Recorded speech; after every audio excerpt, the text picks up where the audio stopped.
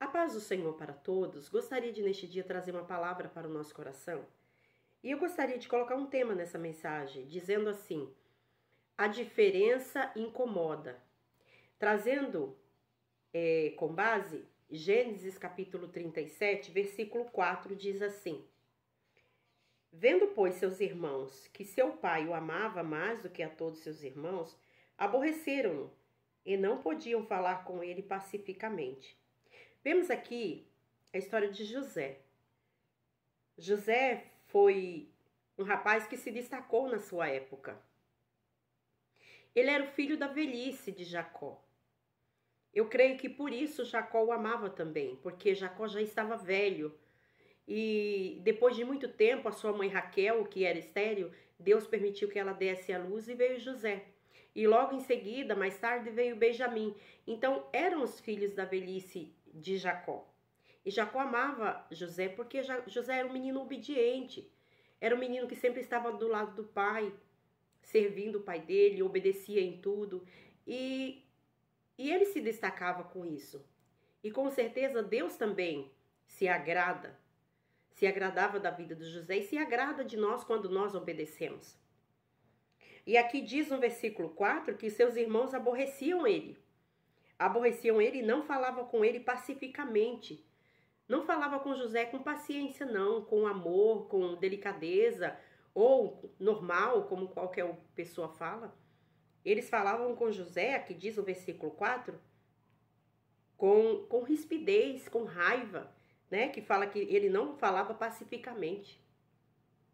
Tanto é que quando José foi ali atrás dos seus irmãos, que seu pai mandou eles para o campo com os animais e ali eles demoraram, e o seu pai falou para José: olha, meu filho, vai atrás dos seus irmãos, veja onde que eles estão, porque eles estão demorando muito. E quando ele estava chegando perto dos seus irmãos o avistaram, e aí eles falaram: olha, lá vem o sonhador, tá vindo lá o sonhador, vamos matá-lo, vamos acabar com os sonhos dele. E muitas vezes é isso que o inimigo das nossas almas, ele quer destruir os nossos sonhos. Ele quer acabar com a nossa vida espiritual, acabar com a nossa vida. Na história de José, os seus próprios irmãos que quiseram matar. A diferença na vida de José se destacou tanto a ponto dos seus irmãos querer matá-lo. E isso, infelizmente, irmãos, não acontece só lá fora, não. Acontece dentro das igrejas. É uma mensagem que é muito triste da gente falar, mas infelizmente é o que acontece. Aquelas pessoas que se destacam, que Deus usa com mais frequência, que são mais destacadas, tem pessoas que querem matar, tem pessoas que querem sufocar, quer calar a voz.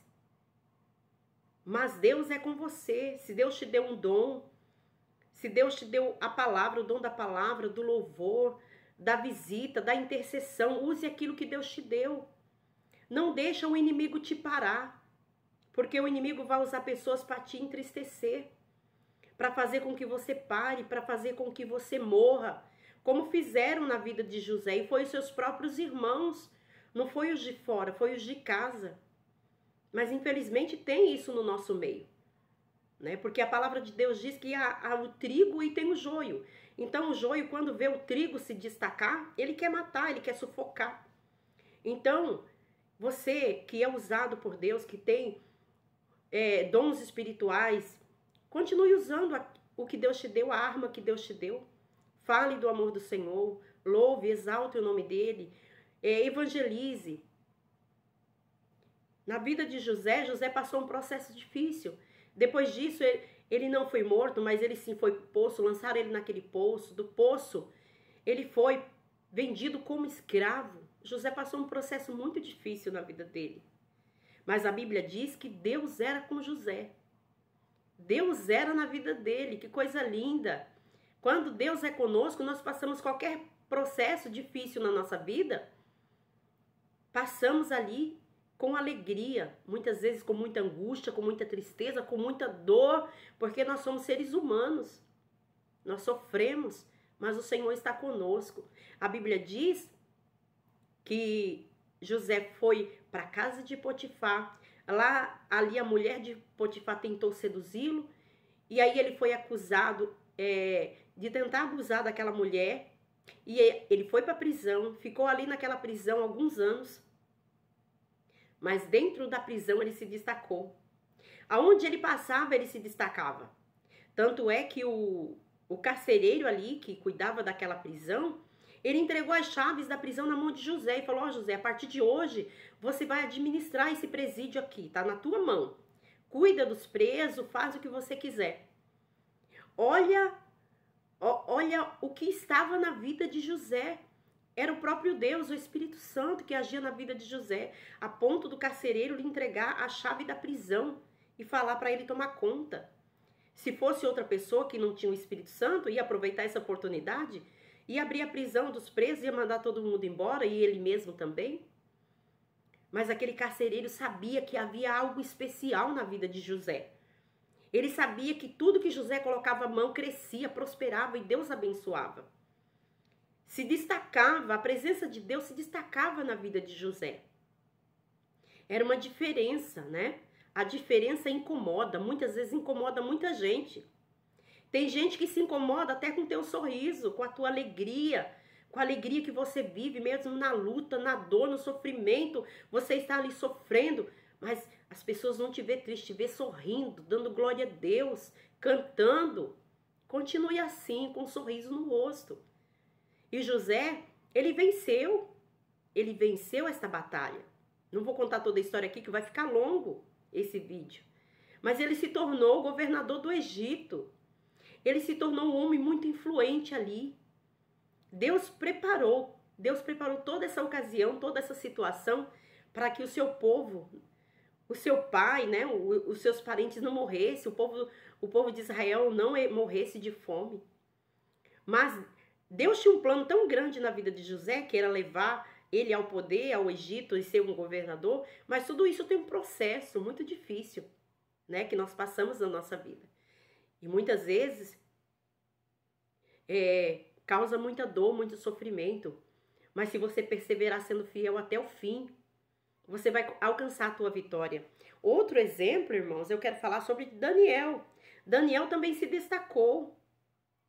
Daniel, capítulo 6, versículo 4, diz assim, capítulo 6, versículo 3, diz assim: então mesmo Daniel se distinguiu dentre os príncipes e presidentes, porque nele havia um espírito excelente, e o rei pensava em constituí-lo sobre todo o reino. O reino pensava em constituí-lo sobre todo o reino, colocar vários presidentes, príncipes. No versículo 1 diz, o rei Dário, ele queria constituir príncipes e presidentes sobre as 120 províncias daquele reinado. E Daniel era um dos principais que estava no coração do rei, colocar ele como um dos príncipes, dos governadores daquela época. Mas os seus inimigos não gostaram disso, né? A diferença incomoda, é o título dessa mensagem. A diferença na vida de Daniel incomodou os seus inimigos, aqueles homens que estavam ali no poder também. Aí o versículo 4 diz assim: então os príncipes e os presidentes procuraram achar ocasião contra Daniel a respeito do reino, mas não podiam achar ocasião ou culpa alguma, porque ele era fiel e não se achou nele nenhum vício ou culpa. Aqueles príncipes e presidentes procuraram uma ocasião, alguma coisa, algum erro de Daniel para acusá-lo e levar ele até o rei e falar: olha, ele é um ladrão, nós pesquisamos a ficha dele, vimos que ele roubou isso, roubou aquilo, ele desviou o dinheiro daqui, desviou o dinheiro dali. Esse Daniel não presta, rei. Então eles procuraram uma ocasião, como esse exemplo que eu acabei de dar, e não acharam nenhum erro na vida de Daniel, nenhum desvio de dinheiro ou outra coisa qualquer. Então eles falaram: nunca acharemos ocasião contra este Daniel, se não procurar na lei do seu Deus. Eles procuraram tudo e não acharam nada. Eu acho incrível essa história. Eles procuraram tudo e não acharam nenhum erro na vida de Daniel. Daniel era um homem santo, puro diante de Deus. A Bíblia diz que ele orava 3 vezes ao dia. E essa história, creio que as irmãs, os irmãos já sabem, Eles não acharam nenhum erro na vida de Daniel e falaram, olha, nós não vamos achar nada a não ser na lei do seu Deus. Vamos colocar uma lei aqui, vamos pedir para o rei assinar. Aquele que não, dentro de 30 dias, aquele que fizer uma petição para outro Deus, ele vai ser lançado na cova dos leões. E com isso eles pensaram que eles iam vencer. E a Bíblia diz no versículo 10 diz assim: Daniel, pois, quando soube que a escritura estava assinada, entrou em sua casa, onde havia no seu quarto janelas para a banda de Jerusalém. E 3 vezes ao dia ele se punha de joelhos e orava, dava graças diante do seu Deus, como antes costumava fazer. Quando ele soube que a escritura estava assinada, ele não se desesperou, não. Ele não ficou preocupado, desesperado. Ele, do mesmo modo que ele fazia antes, ele continuou fazendo. Abriu sua janela para a banda de Jerusalém, a janela do quarto, e ali ele se colocou de joelho e começava a orar e falar com Deus. E os seus inimigos passaram e viram aquilo, levaram ele até o rei. O rei tentou livrar Daniel, mas não conseguiu, porque uma lei feita pelo rei naquela época, uma palavra do rei não podia voltar atrás. E assim Daniel foi lançado na cova dos leões, para resumir a história. Mas o leão teve que jejuar. Deus mandou o anjo e fechou a boca do leão. Por quê? Por que Daniel foi lançado na cova? Por que José foi lançado lá na cova também, naquele poço? Porque ele se destacou. Muitas vezes você se destaca em tudo que você faz. Deus é com você. Você se destaca e as pessoas olham e ficam com inveja, com raiva. Davi se destacava também e Saul queria matar. Saul queria matar Davi de qualquer jeito. Da mesma forma foi com José, com Daniel. E Daniel foi lançado ali naquela cova, mas os leões tiveram que jejuar, porque Deus era com a vida de Daniel. E Deus sabia que Daniel era inocente. Quando amanheceu o dia, o rei naquela noite ele não dormiu, preocupado com Daniel. Quando amanheceu o dia, o rei chegou diante da cova e falou, Daniel, com uma voz triste, o rei falou, Daniel, o teu Deus pode te livrar, Daniel? E Daniel gritou lá de baixo, ó rei, vive para sempre, rei. O meu Deus mandou o anjo e fechou a boca do leão, porque ele sabe que eu sou inocente. O rei rapidamente mandou tirar Daniel dali e pegou os seus inimigos, os inimigos de Daniel, os seus filhos, suas esposas, toda a sua família foi lançado na cova dos leões. E a Bíblia diz que antes que eles chegassem no fundo da cova, os leões já estraçalharam todos eles. Então o nosso Deus é um Deus poderoso, tremendo. Um Deus tremendo e terrível também, que não se deve brincar com o nosso Deus. Ele cuida de nós, ele cuida dos seus. Eu quero te dizer neste dia, meu irmão, minha irmã, ele te ama, ele está cuidando de você. Se você tem se destacado e você tem sido perseguido, apedrejado, caluniado, muitos têm te desprezado, querem te deixar de lado, mas Deus está vendo. Deus está com você. Continue sendo fiel a Ele. A Bíblia diz ser fiel até a morte e te darei a coroa da vida. Nós estamos aguardando aquele grande dia que está muito perto. Muito perto. Já já nós vamos para casa. Amém? Que esta palavra fique para a tua meditação. Que Deus te abençoe. E que Deus continue te usando na terra. Amém? Deus abençoe.